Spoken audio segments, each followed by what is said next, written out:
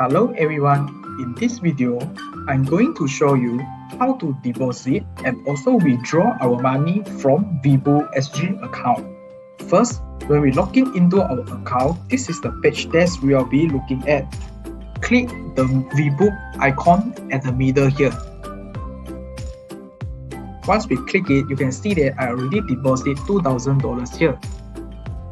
Next, we click Details. Once we click the details, we can scroll down. The first one, we can see a deposit here. Click it. I would strongly recommend you to choose the first deposit method, EDDA deposit, as it will be a most instantaneous to deposit our money to our Webull account.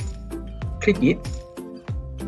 So as I already linked my bank here, so if you have not linked any account, you will be able to see add a bank account. Just click add a bank account, then choose the bank that you are going to add. So for my case, I will be DBS. Once we log into it, we will be able to see there are some information that we need to key in. The first one is my account. So these are some of the accounts that is linked to my DBS.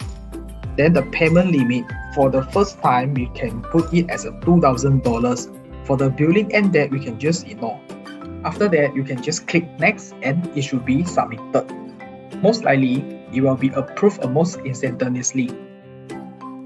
So after it is submitted, we can just go back to this deposit page again, choose a bank account. So for my case, let's say I choose this account and I deposit $100 here. Click submit.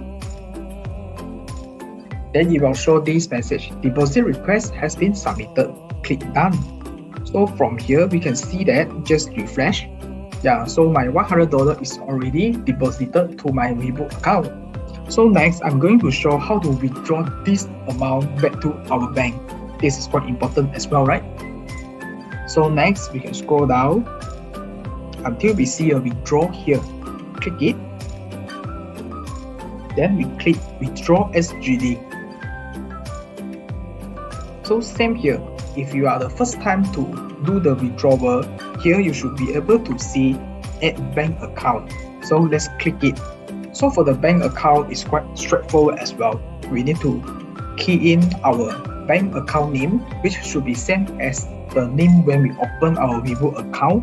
Bank region, Singapore. Bank name, so you can choose the bank that you are using. Account type, it will be also depends on which account type you are using. For my case, I'm using multi-currency account for my withdrawal. So bank number basically is your account number.